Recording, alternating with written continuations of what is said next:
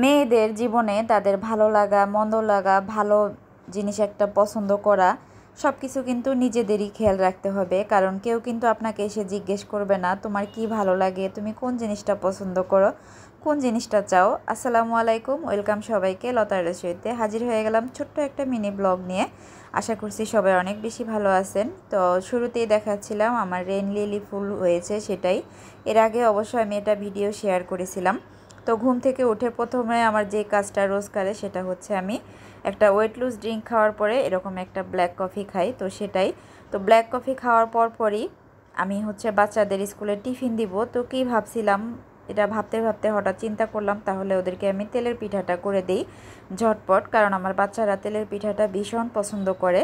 তো যেহেতু তাড়াহুড়া ছিল, আমি ডিপ ফ্রিজ থেকে আর গুড় বের করতে পারি নাই, চিনি দিয়েই করেছিলাম। আমার একটা বাচ্চা হচ্ছে চিনিরটা পছন্দ করে, আরেকজন গুড়েরটা পছন্দ করে। যাই হোক, বড়টা অ্যাডজাস্ট করে নেয় আর কি।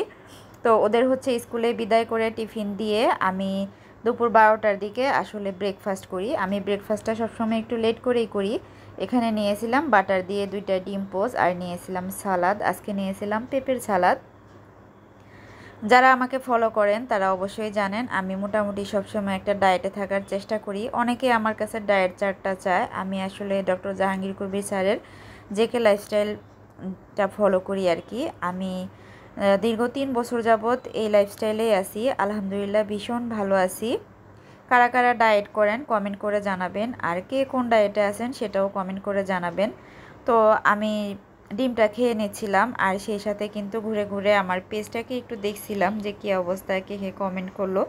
আর রোজকারের যে প্রথম কাজটা হচ্ছে ফোনটা হাতে নিয়ে পেজের রেকমেন্ডেশনটা আমি চেক করি। আমি বলবো সবাই এটা অবশ্যই চেক করবেন। তারপরে রান্নাবান্না শেষ করে সব কাজ শেষ করে আমি এই যে দুপুরের খাবার নিয়ে বসে গিয়েছিলাম 3টার দিকে। এখানে নিয়েছিলাম আমি সবজি, চিংড়ি মাছ বেটে একটা সবজি করেছিলাম চাল কুমড়ো দিয়ে, অনেক মজা ছিল। সালাদ হিসেবে নিয়েছিলাম শসা, আর এখানে ছিল পোয়া মাছ, আর অল্প একটু চিংড়ি মাছ নিয়েছিলাম বাবুদের ওখান থেকে। তো যেটা বলছিলাম, নিজের যত্নটা কিন্তু নিজেকেই নিতে হবে। এই যে দেখতে পারছেন আমি কিন্তু একটা মগ কিনে নিয়েছি। যেহেতু আমি প্রচুর পরিমাণ চা বা কফি খেয়ে থাকি, সেহেতু আমার নিত্য নতুন একটু মগ বা কাপ হলে ভীষণ ভালো লাগে আর কি খেতে। তো এই তো নিজেকে সুন্দর একটা মগ গিফট করে নিলাম। আপনারাও কিন্তু চাইলে এটা করতে পারেন, কারণ আপনারা কিন্তু কেউ এসে দিবে না বা জিজ্ঞেস করবে না। আমাদের মেয়েদের জীবনটাই কিন্তু এমন। আর এই যে ডিনারের জন্য একটা চিকেন আমি প্রসেস করে নিচ্ছিলাম। তো যাই হোক, আজকের ভিডিওটা এই পর্যন্তই। ভিডিওটা ভালো লাগলে সবাই ভিডিওতে একটা লাইক করবেন এবং আমার চ্যানেলটাকে সাবস্ক্রাইব করে নেবেন, সেই সাথে পেজটাকে ফলো দিয়ে দিবেন। আর চাইলে কিন্তু ফ্রেন্ডস অ্যান্ড ফ্যামিলির সাথে ভিডিওটা শেয়ার করে দিতে পারেন। তো সবাই অনেক বেশি ভালো থাকবেন, সবাই সবার জন্য দোয়া করবেন। আবারও দেখা হবে নতুন কোনো ভিডিও নিয়ে। আল্লাহ হাফেজ, আসসালামু আলাইকুম।